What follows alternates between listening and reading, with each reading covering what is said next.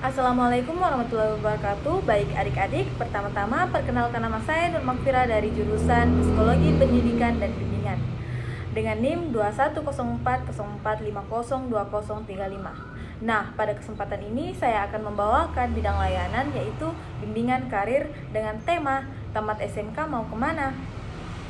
Nah, untuk mempersingkat waktu, langsung saja. Halo adik-adik tersayang, selamat datang di kelas online kita. Semoga kalian semua siap untuk memulai belajar dan bersenang-senang. Kita menjalani ini bersama-sama. Jadi mari kita saling menghormati dan mendukung. Nah, bisa kita lihat adik-adik, berikut adalah peringatan ruang kelas yang pertama, yaitu jangan takut untuk bertanya. Jangan ragu bertanya kepada gurumu jika kamu tidak tahu atau jika ada yang kurang jelas. Yang kedua, yaitu bersikap sopan dan santun, pikirkan sebelum berbicara, katakan terima kasih dan tolong saat diperlukan. Yang ketiga, ikuti pelajaran dan kerjakan PR, lihat kembali catatanmu. Terus ikuti rutinitas belajar agar kamu tidak ketinggalan tugas kelas. Yang keempat, yaitu kirimkan tugas dengan benar, ikuti aturan dan arahan dari gurumu terkait cara pengiriman tugas secara online. Yang kelima, yaitu beristirahat dan tinggalkan internet, cari waktu untuk menyegarkan diri dan melakukan aktivitas offline. Temukan keseimbangan dan sisihkan waktu untuk hobimu. Juga yang keenam, yaitu saling membantu, bersikap baiklah pada semua orang, mari saling mendukung dan memberi semangat. Nah, selanjutnya yaitu langkah-langkah kegiatan. Yang pertama, guru BK atau saya menayangkan media slide PowerPoint. Yang kedua yaitu peserta didik mengamati slide PowerPoint yang berhubungan dengan materi dan layanan. Yang ketiga yaitu saya memberikan tugas serta menayangkan lembar kerja kepada peserta didik. Yang keempat yaitu saya menjelaskan serta membimbing peserta didik mengenai prosedur penyusunan tugas. Nah, yang kelima yaitu peserta didik mengerjakan tugas secara mandiri dan penuh rasa tanggung jawab. Adapun tujuan layanan yaitu yang pertama, setelah menyimak materi melalui PowerPoint, peserta didik dapat menelah pilihan karir yang ada setelah lulus dari SMK. Yang kedua yaitu setelah menyimak materi melalui PowerPoint, peserta didik dapat menelah faktor yang mendukung dan menghambat dalam setiap pilihan karir. Yang ketiga yaitu melalui kegiatan penugasan, peserta didik dapat merencanakan hal yang harus dipersiapkan dalam menempuh karir. Yang keempat yaitu melalui kegiatan penugasan, peserta didik dapat menyusun usaha yang dilakukan agar bisa tercapai pilihan karir tersebut. Nah, materi hari ini seperti yang saya bilang tadi yaitu tamat SMK mau kemana bersama saya Nur Magfira. Nah, pada materi bagian pertama yaitu pilihan karir setelah SMK. Setelah kelulusan kelas 3 SMK, euforianya pasti masih terasa. Tetapi mungkin tidak berlama-lama karena setelah itu masuk masa-masa kebingungan. Mau kemana nih setelah tamat? Ketika masih SMK, hal ini mungkin belum terpikirkan dengan jelas karena masih terfokus untuk belajar materi-materi pelajaran di sekolah dan juga tuntutan harus mencapai nilai tertentu agar dapat lulus ujian akhir nasional. Sekarang setelah lulus, pertanyaan-pertanyaan itu semakin bergema dalam pikiran. Ada beberapa pilihan yang mungkin terpikirkan dan yang dapat dipilih yaitu yang pertama, melanjutkan ke jenjang pendidikan yang lebih tinggi atau kuliah. Bagi sebagian orang yang ingin melanjutkan ke perguruan tinggi, biasanya sejak SMK sudah mulai membuat rencana akan kuliah di mana, di jurusan apa. Memilih untuk kuliah pastinya tidak mudah. Pertama-tama sebaiknya sesuaikan jurusan yang dipilih dengan minat dan kemampuan adik-adik. Tidak perlu ikut-ikutan teman, karena teman dekatnya ingin masuk kedokteran, jadinya pengen kuliah kedokteran juga. Padahal selama ini mungkin adik-adik lebih suka mengutak-atik komputer. Jadi pilihkan jurusan yang sesuai dengan kemampuan dan minat. Nah, bila adik belum mengetahui apa yang menjadi minat dan kemampuannya, mungkin dapat dibantu dari meminta pendapat guru ataupun dari tes bakat minat yang disediakan oleh Lembaga Psikologi Terapan atau Biro Psikologi. Hal kedua dalam memilih lanjutkan kuliah ini, pertimbangkan juga perguruan tinggi yang akan dimasuki. Bagaimana akreditasinya, bagaimana mutu dosen-dosennya, bagaimana lingkungan kampusnya, fasilitasnya, citranya di mata masyarakat. Nah, hal ketiga, bahwa Indonesia mengenal jalur pendidikan diploma dan pendidikan sarjana. Pendidikan diploma biasanya fokus pada skill, jadi lebih banyak mengasah keterampilan kerja dan biasanya lebih siap pakai ketika terjun ke dunia kerja nantinya. Nah, pendidikan sarjana fokus pada pengembangan keilmuannya, jadi akan lebih banyak mikir dan menganalisa konsep. Hal keempat yang menjadi pertimbangan tentunya adalah biaya. Untuk hal ini perlu memperhitungkan sumber daya, apakah dari orang tua, beasiswa, atau membiayai sendiri. Tentunya hal ini perlu dibicarakan dengan donatur adik-adik. Hal kelima yang dapat dipertimbangkan, apakah akan kuliah di luar kota atau di dalam kota, atau apakah tetap tinggal dengan orang tua atau pergi merantau. Mungkin saja jurusan yang adik ingin pilih tidak terdapat di universitas yang ada di kota adik sehingga harus pergi merantau. Contohnya, jika adik tinggal di Medan dan ingin kuliah di teknik penerbangan, satu-satunya hanya terdapat di ITB Bandung, berarti adik harus pergi ke Bandung.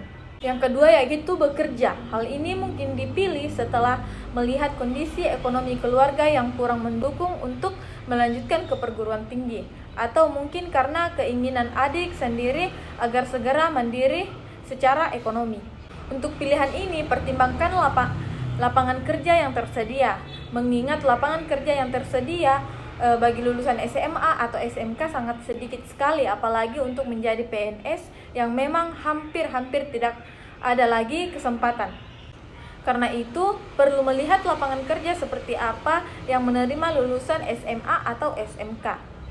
Nah, biasanya yang masih menerima perusahaan swasta adalah untuk posisi customer service, office boy, cleaning service, dan administrasi. Bagi adik-adik lulusan SMK biasanya lebih sesuai dengan jurusan SMK-nya. Contohnya, lulusan SMK otomotif dapat bekerja di bengkel-bengkel motor atau mobil. Nah, yang ketiga yaitu menikah. Di beberapa daerah di Indonesia masih sering dijumpai bahwa anak-anak perempuan tamat SMK hanya menunggu dilamar. Namun, tentunya menikah bukanlah pilihan yang bijaksana. Karena menikah menuntut kematangan emosi, sosial, psikologis, mengingat tanggung jawab yang akan dipikul sebagai individu yang menikah juga akan besar sekali. Nah, selanjutnya yaitu yang keempat, kursus. Tujuan kursus adalah meningkatkan keterampilan teknis yang siap pakai. Jadi, kursus lebih banyak praktek daripada teori. Bahkan sering dilengkapi dengan magang atau praktek kerja. Jenis kursus yang bisa ditempuh pun banyak dengan biaya dan fasilitas yang bervariasi. Bagi mereka yang suka komputer, bisa kursus dengan desain grafis supaya bisa merancang logo, desain kaos, banner, dan sebagainya. Bisa juga bikin komik atau film kartun kalau kursus animasi 3 dimensi. Merancang website keren dipelajari di kursus desain web. Buat yang suka mode ikutan aja kursus desain fashion, kamu bisa jadi desainer top. Kursus menjahit atau memasak pun bukan hal tabu untuk diikuti. Banyak penjahit bagus mempunyai penghasilan tinggi dengan membuka usaha menjahit di rumah. Begitu juga dengan koki atau chef yang bisa menyajikan masakan enak. Bisa buka usaha sendiri atau kerja di restoran ternama. Masih banyak juga jenis kursus lainnya. Sesuaikan dengan potensi diri yang dimiliki. Pada umumnya biaya kursus lebih murah daripada kuliah. Waktunya pun lebih singkat. Ilmu dan keterampilan yang didapatkan bisa langsung diterapkan untuk melamar kerja atau buka usaha. Nah, yang kelima yaitu buka usaha sendiri. Mungkin masih jarang di negara kita lulusan sekolah terus berwirausaha alias buka bisnis sendiri. Padahal ini bukan hal yang tidak mungkin dilakukan. Kalau punya orang tua pengusaha, biasanya anak akan mudah mengikuti jadi pengusaha. Sayangnya, sebagian besar orang tua berharap anaknya jadi pekerja. Banyak usaha yang bisa dilakukan oleh anak muda. Orang sering menyebut modal uang sebagai kendala, padahal semestinya tidak. Untuk memulai usaha hanya perlu 1M, yaitu mau. Kalau ada kemauan, pasti ada jalan. Modal uang bisa dicari dari keluarga sendiri atau pinjam sana-sini. Tidak semua usaha perlu modal uang besar untuk memulainya. Buka usaha bisa disesuaikan dengan minat atau hobi yang kita miliki. Mungkin yang suka ngoprek motor bisa bikin bengkel, bikin warnet dan game online, buka distro, kios pulsa, kafe atau warung makan dan sebagainya. Jangan gengsi jadi pengusaha karena statusnya yang masih dianggap kurang keren di mata masyarakat. Padahal kalau mau kaya, mesti jadi pengusaha. Nah, yang keenam yaitu pekerja mandiri. Pekerja mandiri artinya kita bekerja untuk diri sendiri, tanpa ada atasan dan bawahan. Contoh pekerja mandiri adalah pengajar les privat, desainer web, atau pelatih olahraga, dan sebagainya. Untuk bekerja mandiri, kita harus punya ilmu dan keterampilan yang memadai. Lulusan SMA bisa mengajar les privat untuk anak SD atau SMP. Tentu kita harus tahu dan menguasai bahan pelajaran apa saja yang dipelajari oleh anak-anak. Tidak perlu modal, hanya perlu mencari murid di sekitar tempat tinggal. Promosi bisa dilakukan dengan menyebarkan brosur ke sekolah-sekolah terdekat atau ke rumah-rumah yang punya anak usia sekolah. Bagi mereka yang punya kemampuan desain web, bisa menerima order pembuatan website. Order bisa diterima secara online maupun offline. Cukup dengan modal komputer dan koneksi internet, Anda bisa mulai bekerja sendiri. Promosi bisa dilakukan melalui media online dengan membuat website, blog, atau menyebarkan informasi di media sosial. Nah, jagoan olahraga bisa menjadi pelatih untuk anak-anak. Caranya sederhana, kita bisa bekerja sama dengan pemilik lapangan futsal, lapangan bola, bulu tangkis, dan semacamnya. Kita akan membuat klub olahraga untuk anak-anak dengan latihan rutin. Tiap anak yang ikut dikenakan iuran bulanan. Sistem usahanya dengan format bagi hasil untuk kita sebagai pelatih dan pemilik lapangan. Nah, bagian selanjutnya yaitu bagian B, faktor pendukung dan penghambat dalam karir. Berikut ini adalah beberapa faktor yang mendukung keputusan pilihan karir, yaitu yang pertama, pemahaman terhadap diri sendiri meliputi minat dan bakat yang mereka miliki. Yang kedua yaitu memiliki kedisiplinan tinggi dalam hidupnya. Yang ketiga yaitu memiliki kepercayaan diri dan juga optimisme yang tinggi. Yang keempat yaitu memiliki komitmen yang tinggi. Yang kelima yaitu terdapat peran dari keluarga dalam pengambilan keputusan karir yang mereka lakukan. Sedangkan faktor-faktor yang menghambat pengambilan keputusan karir yaitu yang pertama, kurangnya rasa percaya diri. Yang kedua yaitu kebiasaan dan perilaku buruk. Yang ketiga yaitu kurangnya informasi untuk mengembangkan karir. Yang keempat yaitu tujuan karir dan nilai-nilai diri yang tidak selaras. Yang kelima yaitu kurangnya kesadaran diri tentang ketidakmampuan berkomunikasi secara efektif. Bagian berikutnya yaitu bagian C, kesiapan dalam pemilihan karir. Ketika Anda mengajukan pertanyaan, karir apa yang tepat untuk saya? Ada beberapa hal yang harus Anda pertimbangkan. Yang pertama, personality atau kepribadian. Apakah ada kecocokan antara kepribadian Anda dan karir pilihan? Hal ini memiliki dampak signifikan pada apakah Anda menemukan pekerjaan yang dapat membuat Anda merasa terpuaskan. Ada dua aspek utama yang harus dipertimbangkan. Meskipun karir tersebut cocok dengan kepribadian Anda, namun seberapa banyak Anda bekerja sesuai dengan referensi atau keinginan Anda. Untuk memperbesar kemungkinan karir yang cocok tersebut, Anda akan memperluas fleksibilitas perubahan di luar karir pilihan Anda. Yang kedua yaitu motivasi. Ini adalah salah satu faktor yang paling penting bagi kepuasan karir jangka panjang. Temukan pekerjaan yang memotivasi Anda, maka Anda telah menemukan karir yang tepat. Motivasi yang lebih luas mencakup berbagai topik seperti satu, minat. Yang kedua yaitu yang memberi Anda sebuah prestasi. Yang ketiga yaitu faktor motivasi tak sadar.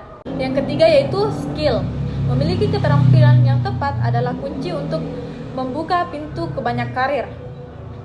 Keterampilan yang Anda peroleh adalah hasil dari kemampuan atau bakat bawaan yang dikembangkan oleh setiap pelatihan yang Anda terima. Yang keempat yaitu nilai-nilai. Hal ini mungkin termasuk gaya hidup yang Anda inginkan, keyakinan Anda, agama atau panduan etika yang Anda ikuti, jenis organisasi atau orang yang ingin Anda bekerja untuknya, dan produk atau jasa yang Anda ingin berkontribusi di dalamnya. Nah, yang kelima yaitu kendala. Kendala termasuk komitmen keuangan atau keterbatasan lokasi geografis di mana Anda dapat bekerja, tanggung jawab keluarga, cacat fisik atau pembatasan serta kualifikasi atau pendidikan Anda. Nah, bagian keenam yaitu ambisi. Apa tujuan jangka panjang Anda? Ini mungkin termasuk pertanyaan seperti yang pertama, bagaimana dan kapan Anda ingin mulai menikah, berkeluarga dan menetap? Yang kedua yaitu, apakah Anda menginginkan satu pekerjaan tunggal seumur hidup Anda atau memiliki pilihan untuk mengubah karir? Yang ketiga yaitu, apakah Anda akhirnya ingin mendirikan bisnis Anda sendiri atau menaiki tangga jabatan di dalam perusahaan besar? Yang keempat yaitu, apakah Anda ingin pensiun? Nah, bagian ketujuh yaitu kesempatan. Memutuskan apa yang ingin Anda lakukan adalah tidak ada gunanya kecuali ada kesempatan bagi Anda untuk mengejar. Anda dapat menemukan peluang melalui tindakan-tindakan seperti yang pertama, mencari melalui iklan untuk perusahaan atau pelatihan kejuruan atau sponsor. Yang kedua yaitu pendekatan kepada perusahaan untuk melihat apakah ada kekosongan jabatan. Yang ketiga yaitu networking, melalui orang yang Anda kenal untuk mendapatkan referensi. Nah, yang keempat yaitu menciptakan bisnis sendiri. Nah, baik adik-adik sekalian, selanjutnya yaitu bagian D, cara sukses dalam memilih karir. Memiliki tujuan sukses dalam berkarir tanpa bertindak sama halnya seperti bermimpi di siang bolong. Tak peduli seberapa besar mimpi Anda dalam berkarir, semuanya tak akan berubah menjadi nyata sampai Anda bertindak. Berikut 7 kunci sukses meneliti karir, khususnya bagi para generasi muda, seperti dikutip dari Karir Realis pada hari Jumat tanggal 20 bulan 3 2015. Yang pertama, sikap positif. Pelajari bagaimana cara bersikap yang baik, aspek mana saja dalam hidup yang dikendalikan oleh sikap pribadi, bagaimana menentukan sikap sendiri, dan apa strategi spesifik untuk mengubah sikap lebih positif. Hati-hati, sikap merupakan kebiasaan permanen dalam hidup. Jadi perhatikan sikap Anda jika Anda ingin berkarir berjalan lancar. Yang kedua yaitu percaya diri. Pahami cara mengeluarkan potensi diri dengan mengidentifikasi kemampuan dan bakat pribadi. Selain itu, Anda juga perlu membangun kekuatan akademis dan minat pribadi agar bisa memanfaatkan semua peluang dengan percaya diri.